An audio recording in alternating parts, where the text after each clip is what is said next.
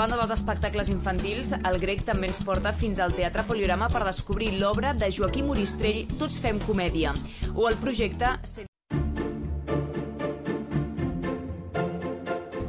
El Festival Grec de Barcelona ens aporta diferents propostes de teatre. Una de les més esperades és Tots fem comèdia, de Joaquim Oristrell. Sobre l'escenari ara mateix estan assajant aquí en el Teatre Poliorama els seus actors. Entre ells, sobre l'escenari trobem a Jordi Bosch o també a Ferran Renyé. Ens acostem a un dels seus assajos.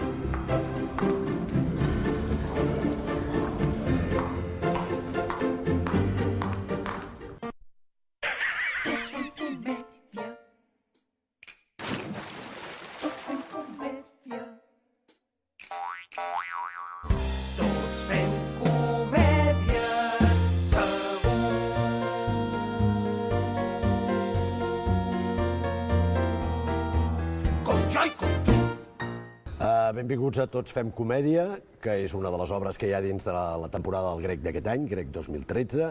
Estem al Poliorama des del 27 de juny al 28 de juliol i aquí tenim a la Nausica Bonin, el Jordi Bosch, el Ferran Renyé, el Peter Vives i el Joan Vives. No són família, no són germans, es diuen Vives, és el que toca. I res, és una comèdia sobre el món del cinema, dins del teatre, una comèdia sobre el conflicte generacional entre pares i fills, i una comèdia sobre el pas del temps. Fonamentalment una comèdia, i a més és una comèdia musical, que jo em sembla que és l'únic musical que tenim dins de la temporada del Grec. Escrita i dirigida per Joaquim Oristrell. Escrita i dirigida per Joaquim Oristrell, exacte. El meu personatge és el Bernat Badia, és el director, el meu company i parella, que seria el Rafael Riera. Ell és el guionista, jo soc el director. La meva, que seria com una mena de... Jo seria com una mena de tiet, seria respecte, que és la filla del Rafael Riera, que seria l'Ada, i el nen, que seria el meu fill, que és l'Ot. El conflicte generacional seria que ja són pràcticament una parella que porten tota una vida junts, de guionistes, i el guionista i el director, i que voldrien fer l'últim seu projecte, que no els hi accepten, que els hi costa molt de vendre, i intenten que la canalla pugui fer una miqueta per ells. La gent ha de venir sempre al teatre, això per començar. No amb aquesta, han de venir, anar sempre al teatre. Sempre és bon al teatre. Fins i tot amb algunes que no estiguin bé, s'ha d'anar al teatre. És un espectacle en viu molt interessant per veure. Aquesta, perquè és una comèdia molt divertida, està molt bé i està molt ben feta, vull dir que han de venir seguríssim.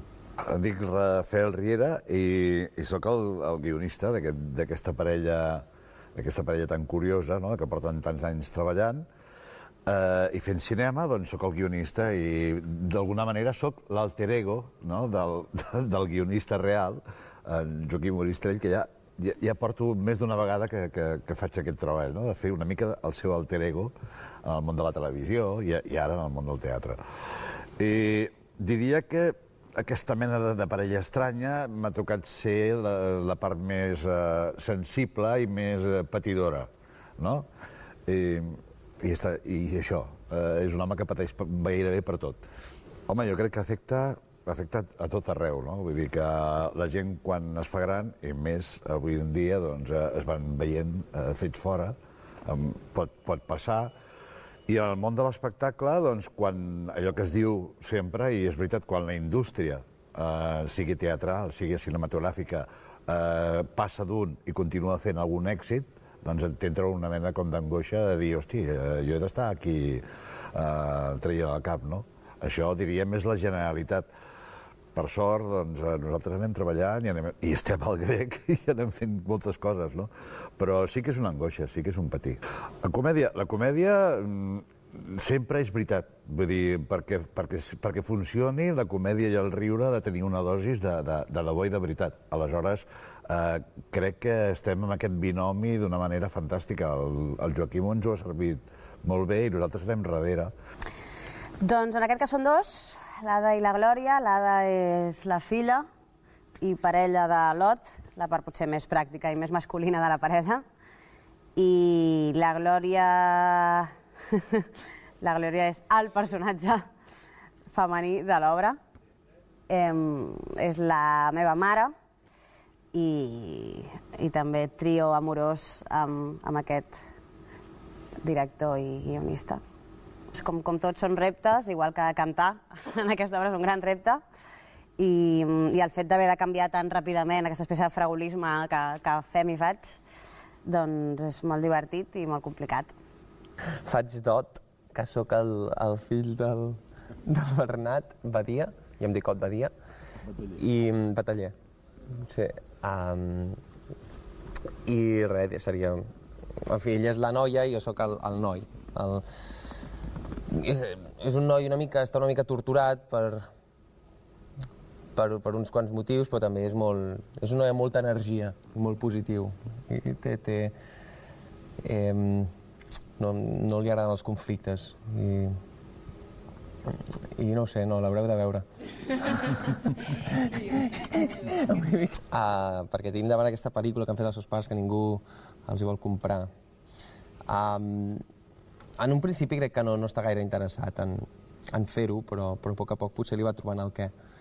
I allò que dèieu del conflicte generacional, no ho sé, clar, de vegades són els fills que els hi prenen la feina als pares i de vegades són els grans que no deixen lloc als fills. I que està clar que la pel·lícula o la faran uns o la faran els altres i s'haurà de veure doncs, qui la dirà endavant.